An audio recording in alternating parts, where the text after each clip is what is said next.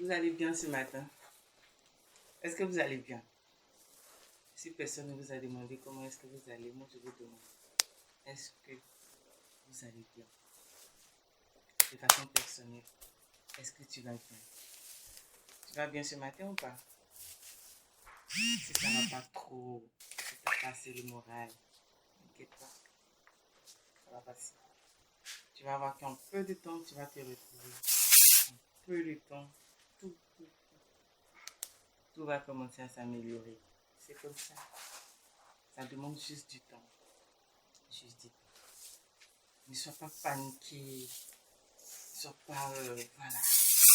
Je suis paniqué, je dois faire ça, je dois faire ça. Pourquoi pour les autres? Oh, laisse les autres. Laisse les autres tranquilles. Tu sais quoi? Les autres aussi sont passés par là. Les nuits blanches. Ils étaient fatigués. Physiquement, mentalement, émotionnellement. Ils étaient fatigués. Aussi comme toi. Se posaient une et mille questions. Chaque nuit.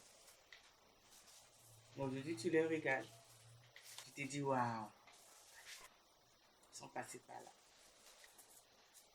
Donc, t'inquiète pas. Tout va s'arranger. Dans une de mes vidéos dernièrement, non pas dernièrement, dans les débuts, j'avais fait une sorte de liste.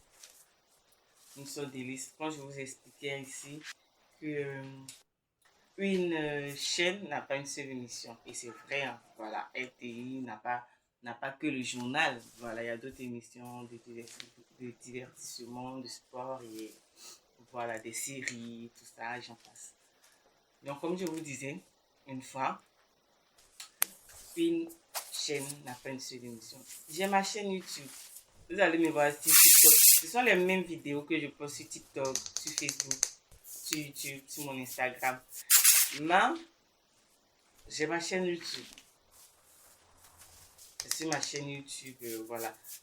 J'ai voulu choisir un réseau social et j'ai choisi YouTube. Voilà, YouTube, c'est ma chaîne. Les autres, ce sont mes pages. Voilà. Sinon, YouTube, c'est une chaîne pour moi.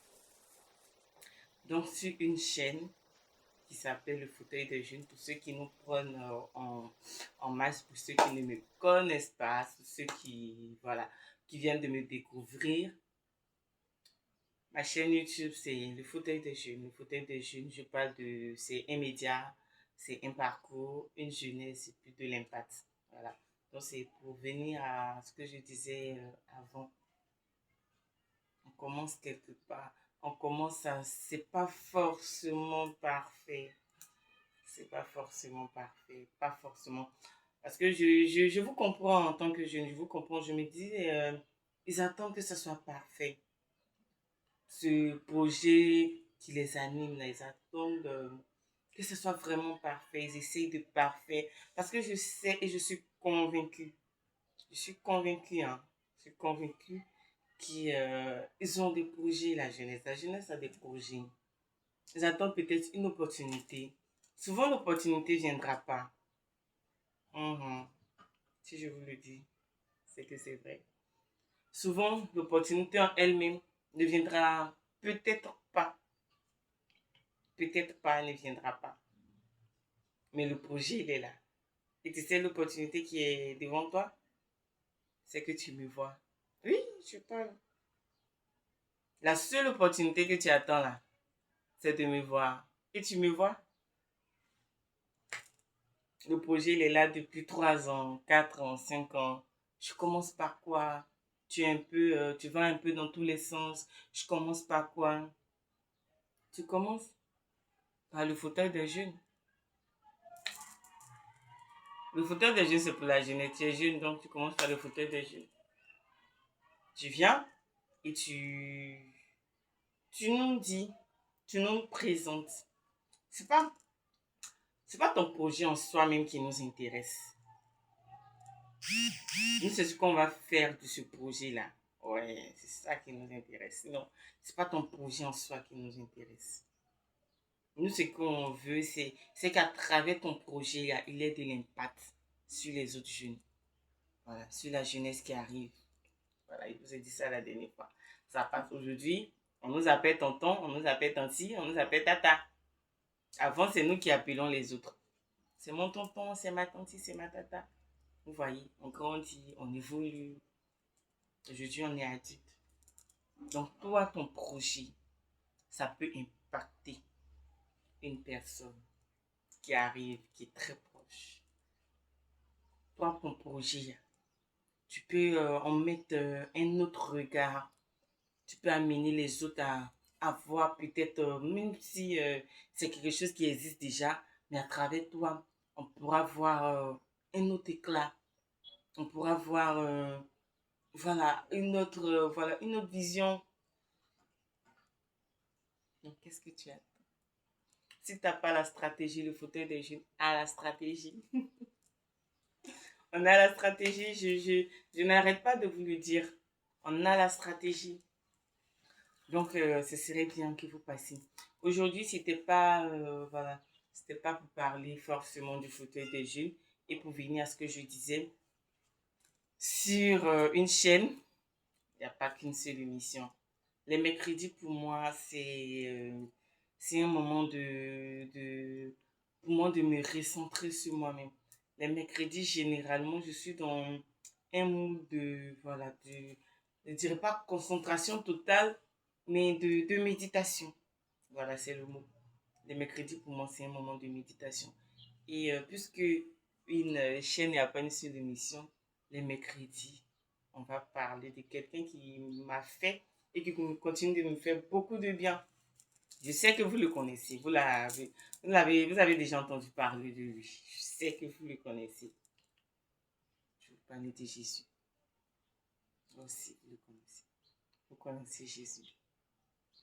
Je vous parle de Jésus. Vous savez, en tant que jeune, même avec des projets, des ambitions, je disais la dernière fois à une personne, notre plus grand, notre plus grand atout, mais notre plus grand bien en tant que jeune, c'est d'avoir Jésus dans notre vie. C'est d'avoir Jésus dans notre vie. Je ne veux pas rentrer dans ce truc-là où on dit, tu n'as pas Jésus, tu n'es pas à la mode. Jésus, c'est pas une mode. Hein. Jésus, c'est pas une mode. Non, non. On ne vient pas à Jésus parce qu'on veut être à la mode. Jésus, c'est pas une mode. En tant que jeune, c'est pas, on n'est pas obligé de suivre, hein, de suivre. Moi, j'écoute plusieurs prédications. J'ai ma communauté. Je fais partie de l'Église universelle. Mais j'aime écouter les prédications des autres pasteurs. Du moment où, voilà, je sais que c'est aligné à ma foi, c'est aligné à la Bible. Moi, j'écoute. Donc, Jésus, c'est pas une mode. Jésus, c'est pas une mode. Pour ne pas trop qu'on se détourne, ce que j'avais envie de vous dire ce matin, c'est qu'en tant que jeune, notre plus grand bien, c'est d'avoir Jésus dans notre vie.